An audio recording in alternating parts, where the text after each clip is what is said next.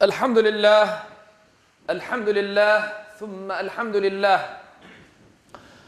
İnnel hamdelellahi nahmaduhu ve nesta'inuhu ve nestağfiruh. Ve na'udzu billahi min şururi enfusina ve min seyyiati a'malina. Men yehdihillahu fela mudille leh ve men yudlil fela hadiye leh. Neşhedü en la ilahe illallah vahdehu la şerike leh.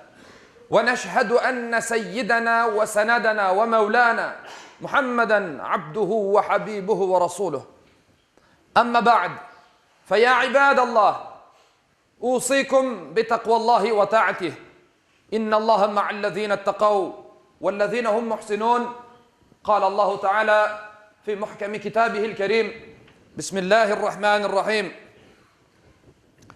من قتل نفسا بغير نفس أو فساد في الأرض فكأنما قتل الناس جميعا ومن أحياها فكأنما أحيا الناس جميعا يا أيها الذين آمنوا ادخلوا في السلم كافة ولا تتبعوا خطوات الشيطان إنه لكم عدو مبين صدق الله العظيم.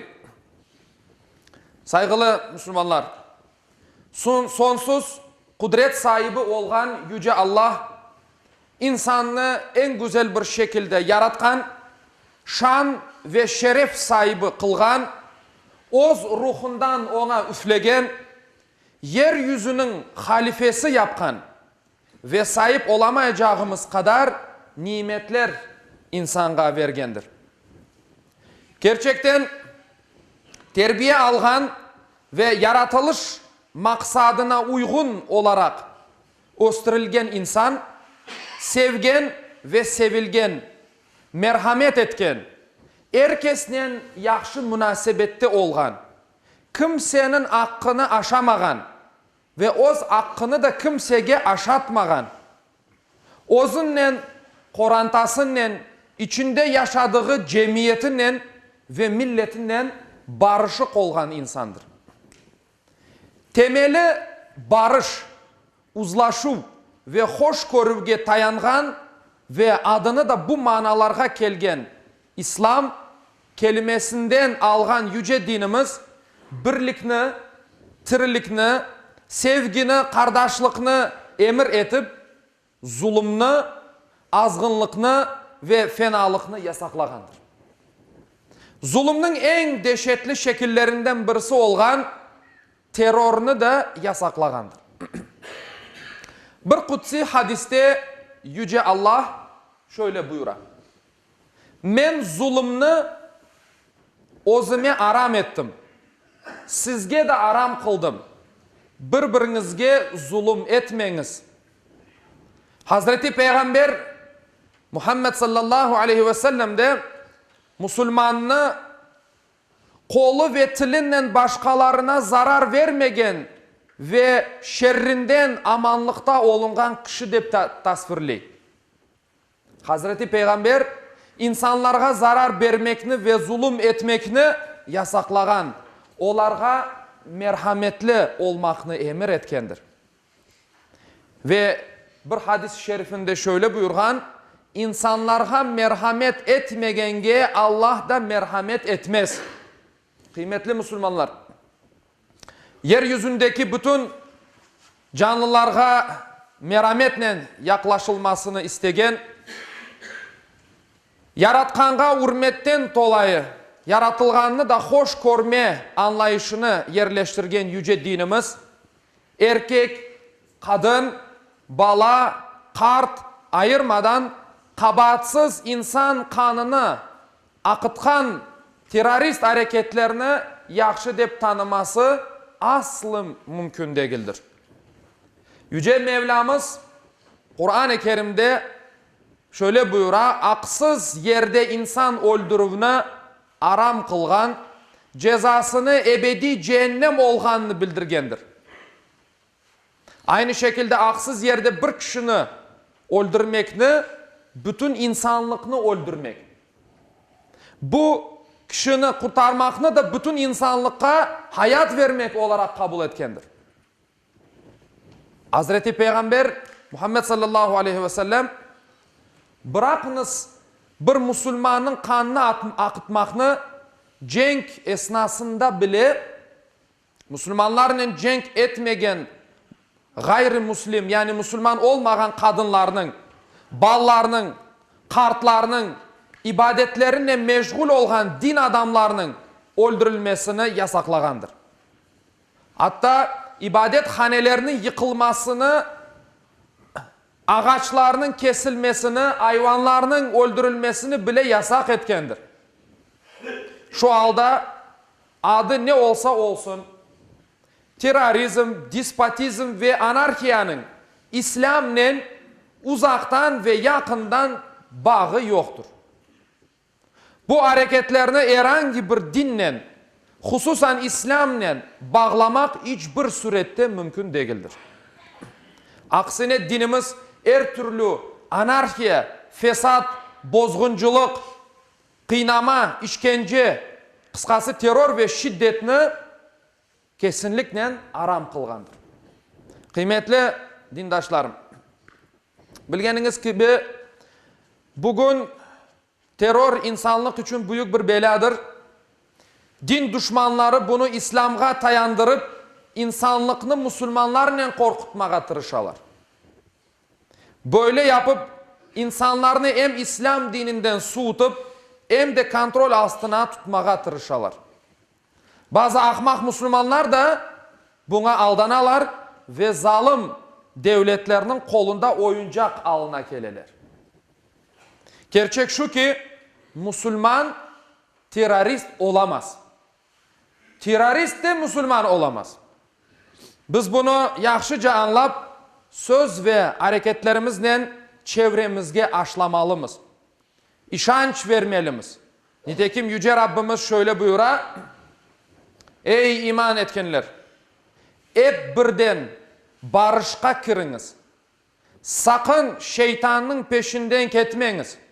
Çünkü o sizin apaçık düşmanınızdır.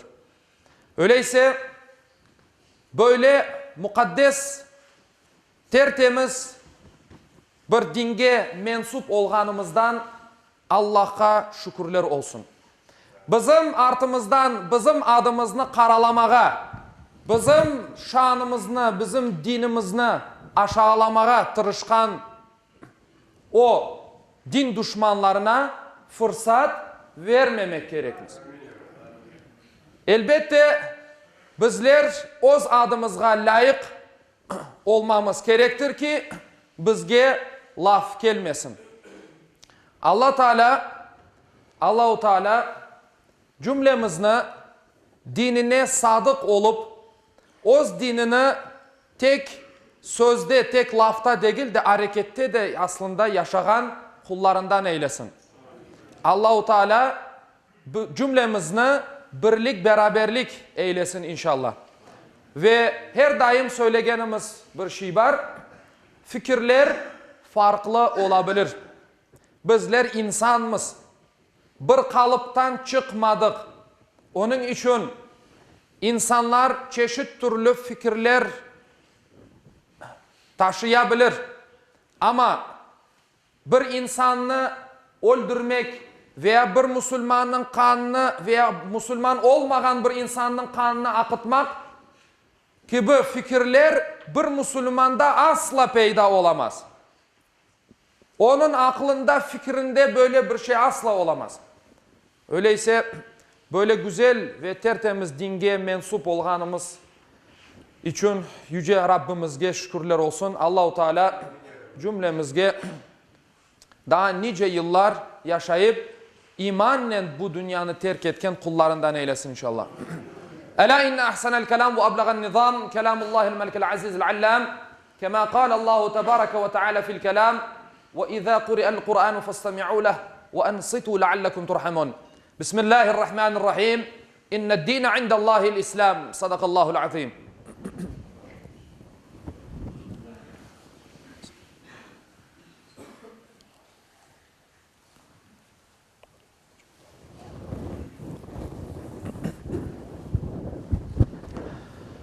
الحمد لله حمد الكاملين والصلاة والسلام على رسولنا محمد وعلى آله وصحبه أجمعين تعظيما لنبيه وتكريما لفخامة شان شرف صفيه فقال عز وجل من قائل مخبرا وآمرا إن الله وملائكته يصلون على النبي يا أيها الذين آمنوا صلوا عليه وسلموا تسليما اللهم صل على محمد وعلى آل محمد كما صليت على إبراهيم وعلى آل إبراهيم إنك حميد مجيد اللهم بارك على محمد وعلى آل محمد كما باركت على إبراهيم وعلى آل إبراهيم إنك حميد مجيد اللهم وارض عن الأربعة الخلفاء سيدنا أبي بكر وعمر وعثمان وعلي ذوي الصدق والوفاء وعن الأنصار والمهاجرين والتابعين إلى يوم الجزاء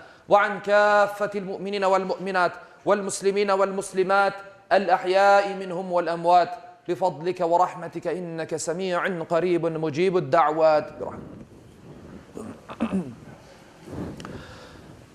عباد الله إن الله يأمر بالعدل والإحسان وإيتاء ذي القربى وينهى عن الفحشاء والمنكر والبغي يعظكم لعلكم تذكرون ولذكر الله أكبر والله يعلم ما تصنعون. Okuğanım ayette Yüce Allah şöyle buyurar. Şüphesiz Allah adaletini, yaxşılık yapmakını ve soy sopqa yardım etmekini emir eder. Edepsizlik, fenalık, isyan etip zulüm işlemekini de yasaklar. Tuşunup uymanız için sizlerge nasihat verir. Cumanız hayırlı ve mübarek olsun.